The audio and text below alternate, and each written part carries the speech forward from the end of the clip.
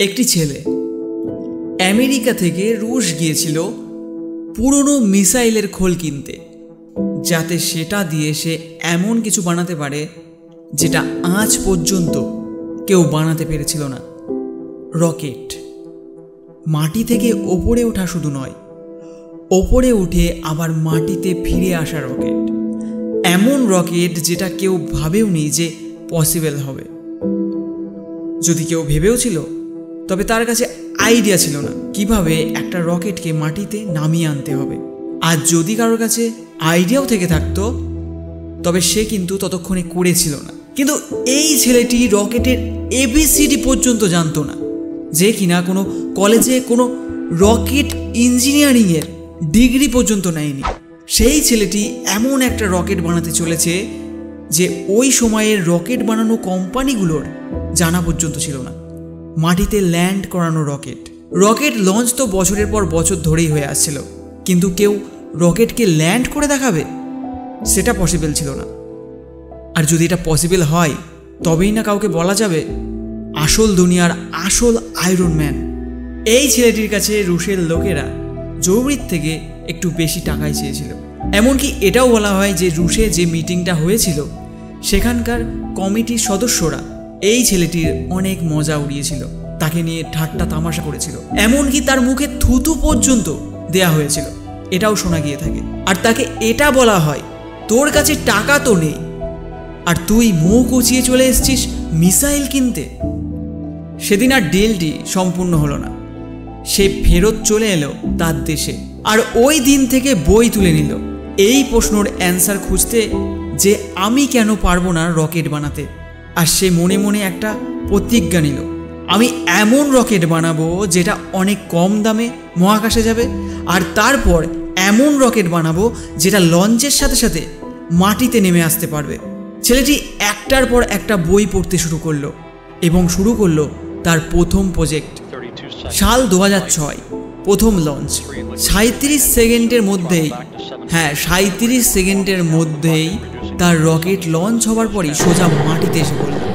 আর পড়লো তো পড়লো এমনভাবে একদম ভেঙে চুরমার হয়ে গেল। প্রজেক্ট ফেল হয়ে গেল। ছেলেটি 4 বছর ধরে এই প্রজেক্টে কাজ করেছে। 2002-এ কাজ শুরু করেছিল, আর 2006-এ তার প্রথম প্রজেক্ট ফেল হয়ে গেল, আর সাথে অনেক টাকা নষ্ট হলো। ছেলেটি আবার প্রশ্ন খুঁজতে শুরু করলো, কোথায় কমতি ছিল, রকেট লঞ্চ কেন হলো না। 1 বছর পর আবার রকেট লঞ্চ করলো, এবারেও সেম জিনিস ঘটল। মিশন ফেল্ড, রকেট ক্র্যাশ, অনেক টাকার লোকসান। তারপর আবার 1 বছর পর আবার ট্রাই করলো, আবার এটাই হলো, মিশন ফেল্ড, রকেট ক্র্যাশ, অনেক টাকার লোকসান। একটার পর একটা করে 3-3টে বার তার প্রজেক্ট ফেল হয়ে যায়। এখন এই ছেলেটির কাছে এদিক ওদিক থেকে গুছিয়ে আর তার সর্বস্ব দিয়ে শুধু একটা রকেট ওড়ানোর মতো টাকা তার কাছে ছিল, বা সেটাও ছিল না বললেই চলে। যত ভালো ভালো ইঞ্জিনিয়ার্সরা তার কাছে ছিল, তারা সবাই তাকে ছেড়ে চলে গেল। কিন্তু এই ছেলেটির মধ্যে এত জোশ ছিল, এত হোমওয়ার্ক করেছে সে, যে ভাবলো আরেকবার ট্রাই করি। কিন্তু তার কাছে অত টাকা ছিল না যে কিছু ভালো ইঞ্জিনিয়ার্সকে সে হায়ার করবে, আর সে কোনো বাজে ইঞ্জিনিয়ার্স রাখতে চায়নি।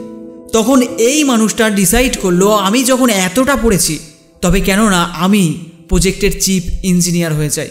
এবার ওই মানুষটাই নিজে চিফ ইঞ্জিনিয়ার হলো, যে কিনা কখনো রকেট সায়েন্সের কোনো ডিগ্রি তার জীবনে অর্জন করেনি।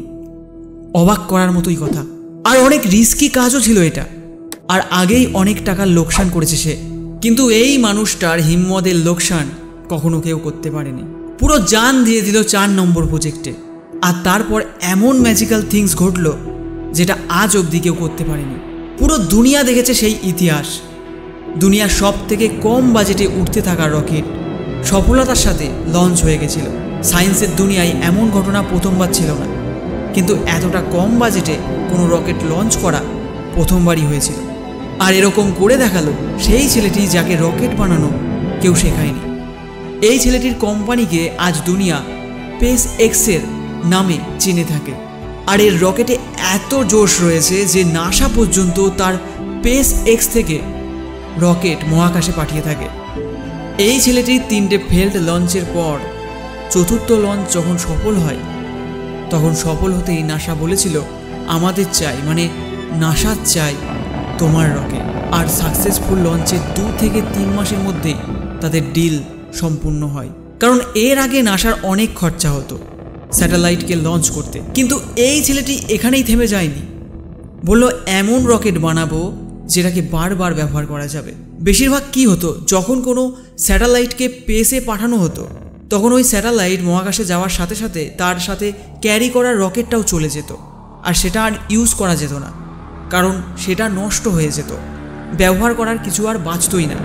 মানে এই ছেলেটা এমন একটা রকেট বানাতে চেয়েছিল যে মহাকাশে গিয়ে নিজের কাজ করে আবার সুরক্ষিত নিজের জায়গায় মাটিতে ফিরে আসবে, এবং আবার তার মধ্যে ফিউল ভরে আবার তাকে যাতে ব্যবহার করা যাবে। যখন এই ছেলেটি 2011-তে অ্যানাউন্স করলো যে আমি ল্যান্ড করা রকেট বানাতে চাই, তখন আবার অনেক লোকে হাসাহাসি করলো। বড় বড় বিশেষজ্ঞরা বলল এটা একটা ফালতু কাজ, কারণ প্লেন বা উড়োজাহাজ তো ল্যান্ড করতেই পারে, কিন্তু রকেটকে ল্যান্ড করানো অসম্ভব। এই ছেলেটির মাথায় অসম্ভব বলে কোনো শব্দই ছিল না, এর মাথায় কেবল জেদ ছিল, আমি ল্যান্ড করা রকেট অবশ্যই বানাবো, সবাইকে ভুল প্রমাণ করল। ছেলেটি পরের 4 বছর অবধি দিন রাত এক করে অনেক ফেল্ড রকেট টেস্ট করেছিল। তারপর সব শেষে 2015-তে পুরো দুনিয়া আবার অদ্ভুত দৃশ্য দেখল, যেটা কিনা শুধু আজ অবধি হলিউডের সিনেমাতে দেখা গেছে। এই ছেলেটি ল্যান্ড করা রকেট বানিয়ে দিল, অসম্ভব সম্ভব হয়ে গেল। আর এই ছেলেটি তারপরও থামলো না, ওই মহাকাশে যাওয়া ক্যারিয়ার রকেটকে জলেতে ভাসতে থাকা প্ল্যাটফর্মে খুব সহজে আর পুরো অ্যাকুরেসির সাথে ল্যান্ড করে দেখালো। অসাধারণ এই ছেলেটা। তার রকেট মহাকাশে যায় 10 থেকে 12 মিনিটের মধ্যে, স্যাটেলাইটকে ছেড়ে আবার নিজের জায়গায় ল্যান্ড করে। এই মানুষটাকে রিয়েল দুনিয়ার আয়রন ম্যান বলবো না তো আর কাকে বলবো। এটা সেই ছেলেটি ছিল যে এত বুক পড়েছিল যে একটা এমন সময় এলো যে তার কাছে বইয়ের সংখ্যা কম হতে লাগলো, কিন্তু ছেলেটিকে যে পড়তেই হতো, তাই বইয়ের স্টক শেষ হয়ে যাওয়ার পরও পুরো এনসাইক্লোপিডিয়া পড়ে শেষ করলো। এই মানুষটা আজ দুনিয়ার সবথেকে ধনী ব্যক্তি, যাকে কিনা একদিন এটা বলে মজা করা হয়েছিল, তোর কাছে টাকা তো নেই আর তুই মুখ উঁচিয়ে চলে এসেছিস মিসাইল কিনতে। আজ এই ছেলেটির অকাত এতটা বেড়ে গেছে যে সে এরকম কমেন্ট করা লাখ লাখ লোককে কিনতে পারে। হ্যাঁ, সত্যি টাকা মানুষকে কিনে নিতে পারে বন্ধু, এটা সত্যি আজকের দুনিয়ায়। আর এই ছেলেটি ধনী কেনই বা হবে না, কারণ সে যে ডিজার্ভ করে। ইলন মাস্ক নাম তো শুনেই থাকবে, এই নামে জোশ রয়েছে, কারণ এই নামের পেছনে যে মানুষটি রয়েছে তার নলেজে জোশ রয়েছে। আর এটা এখানেই শেষ হয় না, ইলন মাস্ক এমন অনেক ধরনের কাজ করতে চায় যেটা আজ ইম্পসিবল মনে হতে পারে, কিন্তু এটা তো ভুললে চলবে না যে ল্যান্ডিং করা রকেটও একটা সময় ইম্পসিবল মনে হতো। এনার এমন অনেক প্রজেক্ট চলছে যেটার বিষয়ে অনেকে ভাবতেও পারবে না। তার মধ্যে একটা ফেমাস প্রজেক্ট হলো হাইপারলুপ, যেটাতে মাটির ভেতর দিয়ে হাওয়ায় জাহাজেরও বেশি স্পিডে ট্রেন চলার পদ্ধতি বানানো হবে, এমন টেকনোলজি হবে সেটা।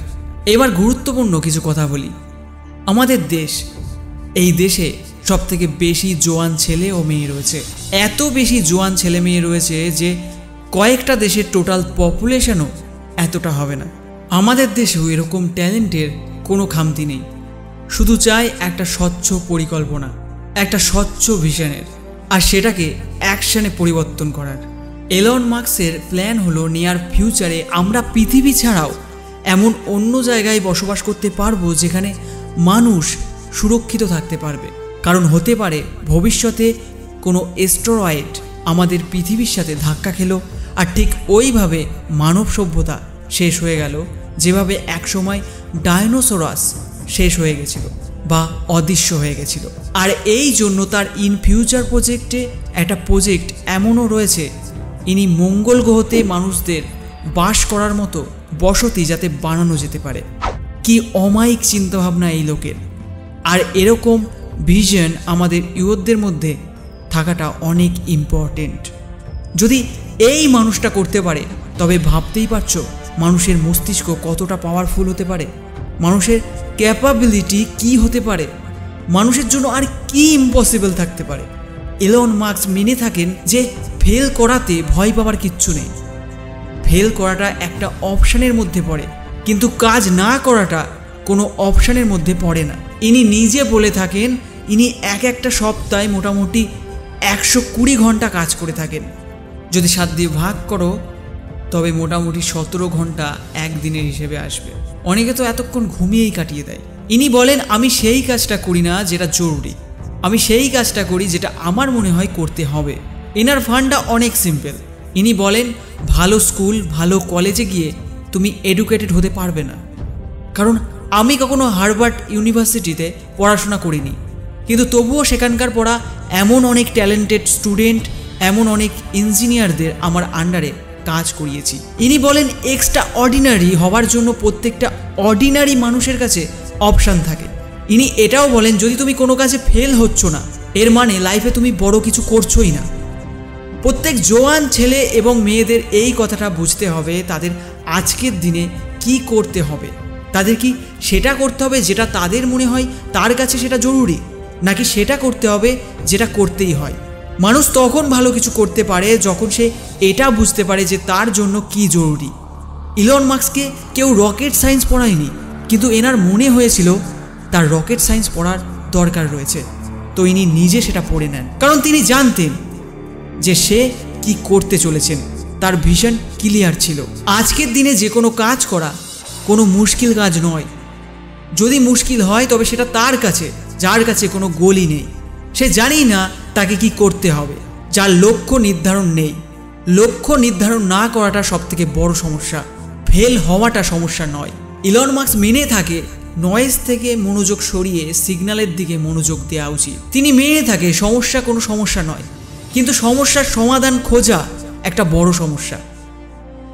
আজকে যদি তোমার জীবনে কোনো সমস্যা নেই, তবে সমস্যা তৈরি করো। কিভাবে করবে?